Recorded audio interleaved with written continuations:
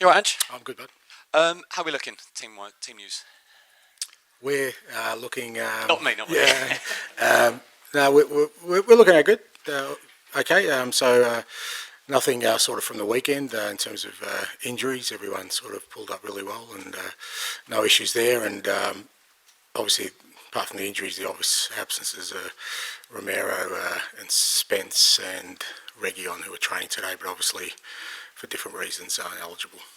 It was rare for Spurs last season. You obviously joined the club with them, not in Europe. How much are you looking forward to? Spurs have a real good, big relationship with European football. Won this competition twice. Yeah, no, really sort of pleased to be back there. Excited about being back in it. I spoke about it last year that it was a real gap in our sort of calendar, and I think didn't help us at certain times of the year not having that sort of regular football and that challenge of playing against different types of opposition and sort of exposing our whole squad to some, real meaningful game time. So for a number of reasons, and the worst thing was sitting around watching other teams playing it. That didn't sit well with me either. So being back in European competition is important. I know you have touched on it, but Son was really passionate then. I know you mentioned it in the fans forum, but it is an expanded competition. Son particularly mentioned about the player welfare and maybe the dip in quality.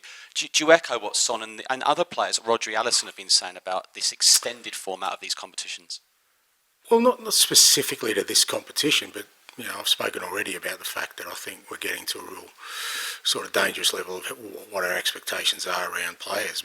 And instead of sort of focusing on one or two tournaments, it's about the calendar. That's more of an issue. Players don't get a break between seasons anymore that they used to. There's more tournaments, both at international and at club level, at continental level. So, like I said, it's going to get to a point where, we're not going to have the best players out there playing, and more, probably even worse, is, them breaking down for various reasons. So it's definitely something that needs to be addressed. On that, and you said last night that players will take matters into their own hands if things don't change. I mean, what does that look like? Is that a strike? I said players may take that. I didn't say they will. I said they may take matters into their own hands, and it's about us. I guess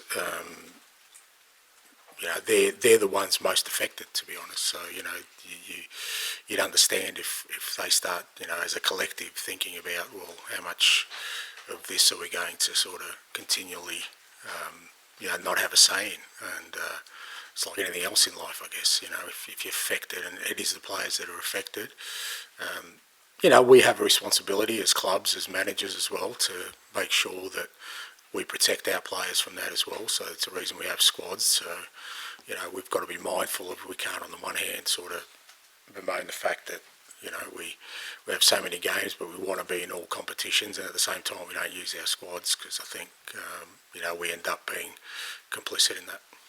Can I ask you a tactical question? We saw Arsenal come here and win without the ball, or 36% possession, I think it was, and then do a kind of extreme version of that in the second half against Man City, albeit with 10 men. I guess 10, 15 years ago, there used to be more managers who were kind of winning big things without having the ball. That's changed. It now feels like you have to have possession to win. Do you think we could go back to a time where football kind of goes in a cycle towards an approach where you don't need to have the ball to kind of be competing at the very highest level? I think football's always gone in those cycles. I mean, I think there's always been sort of dominant teams who are more sort of possession heavy, and other times where it's been teams that as you said, require less of the ball. I think in football there's always that kind of counterbalance of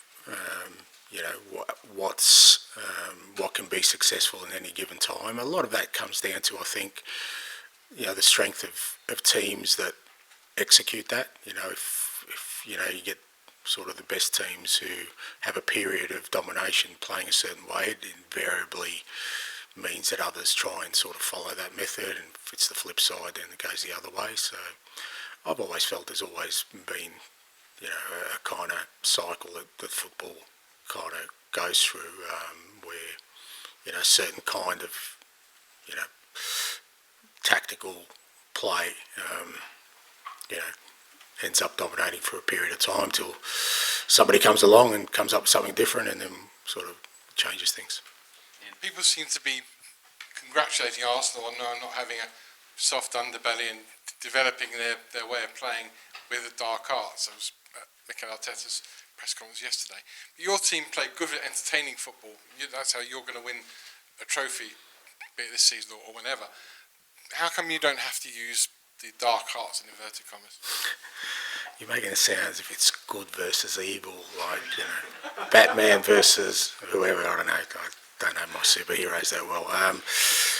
Look, I think it's all part of the game, and it's always existed. It's just, you know, I've never, look, I've said before, I don't believe in the dark arts. I don't know how to do it. It's just not in my makeup. But I've seen it be very effective, you know, and a very effective tool. And my kind of thing has always been, well, if teams are going to go down that way, we've got to be even more disciplined to make sure we don't get distracted by that. And because, you know, ultimately, I guess the role of every manager, every team is to try and, you know, unsettle an opposition one way or another, you know, and some do it by, you know, trying to disrupt and sort of curtail any sort of momentum from the opposition. Others want the momentum, they want to have the dominance, so it just depends which side of the coin you fall down. But, you know, the reason I do what I do is because that's the space I'm comfortable in. I know how to do that.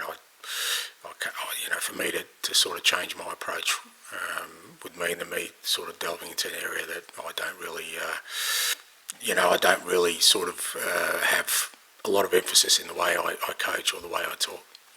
And finally, on this competition, it's changed since you were last in it because it's not home and away anymore.